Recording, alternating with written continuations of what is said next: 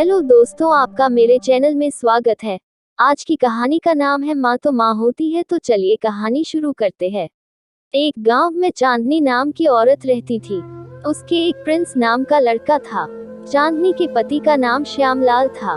श्यामलाल एक अध्यापक था। एक दुर्घटना में श्यामलाल की मृत्यु हो जाती है।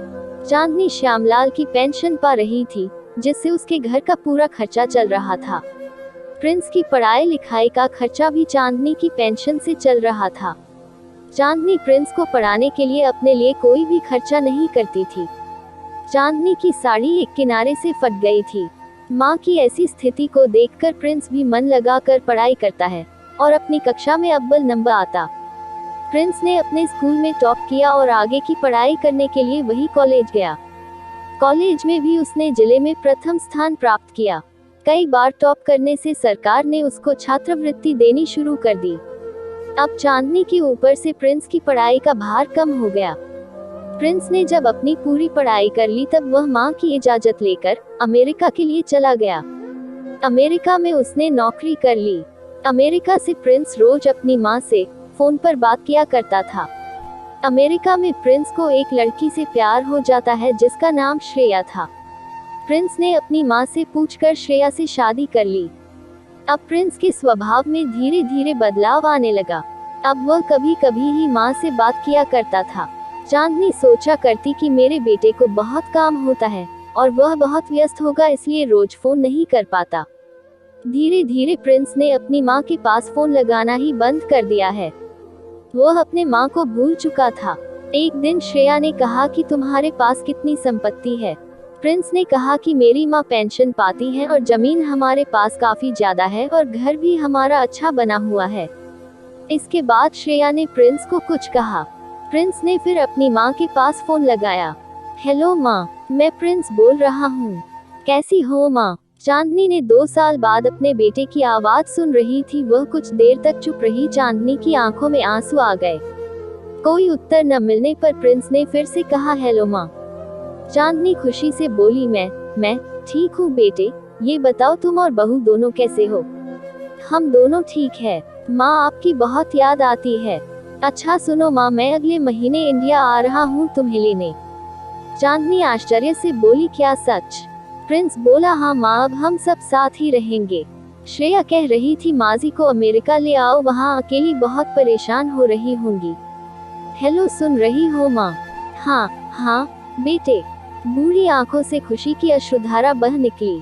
बेटे और बहू का प्यार नस नस में दौड़ने लगा। जीवन के 70 साल गुजार चुकी चांदनी ने जल्दी से अपने पल्लू से आंसू पोंछे और बेटे से बात करने लगी।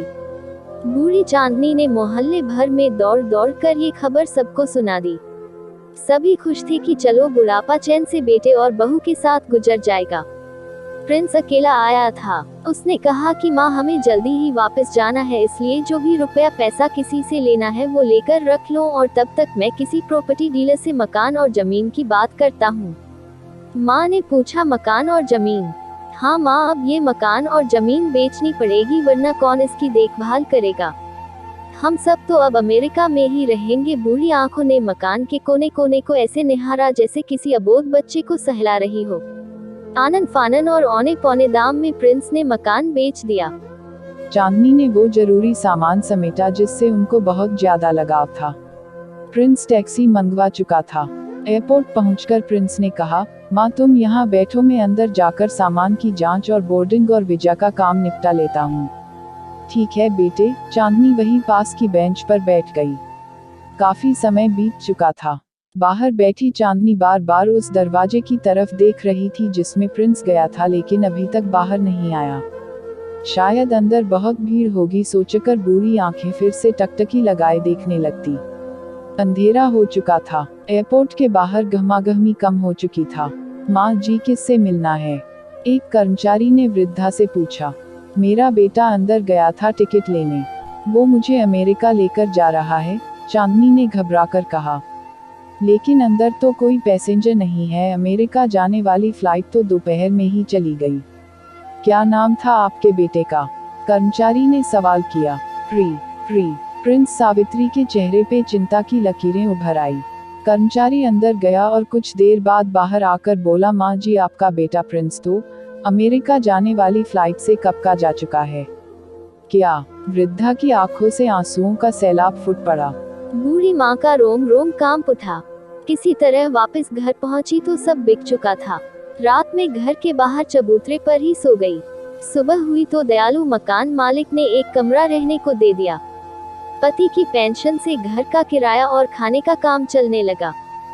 समय गुजरने लगा। एक दिन मकान मालिक ने वृद्धा से पूछा, माँ जी क्यों नहीं आप अपने किसी रिश्तेदार के यहाँ चली जाए। अब आपकी उम्र भी बहुत हो गई, अकेली कब तक रह पाएंगी। हाँ चली तो जाऊं, लेकिन कल को मेरा बेटा आया तो यहाँ फिर कौन उसका ख्याल रखेगा। उसको कोई जरूरी काम आ गया होगा, इसलिए वो जल्दी में चला गया। मेरा बेटा आएगा, जरूर आएगा। ऐसा कहते कहते कुछ सालों बाद चांदनी की आंखें हमेशा के लिए बंद हो जाती हैं, लेकिन प्रिंस लौटकर नहीं आता। आंख से आंसू आने लग गए। दोस्तों, माता पिता अपने बच्चे के पीछे पूरा जीवन लगा देते हैं, लेकिन आजकल के बच्चे अपने माता पिता की सेवा नहीं करते और उन्हें छोड़कर चले जाते हैं।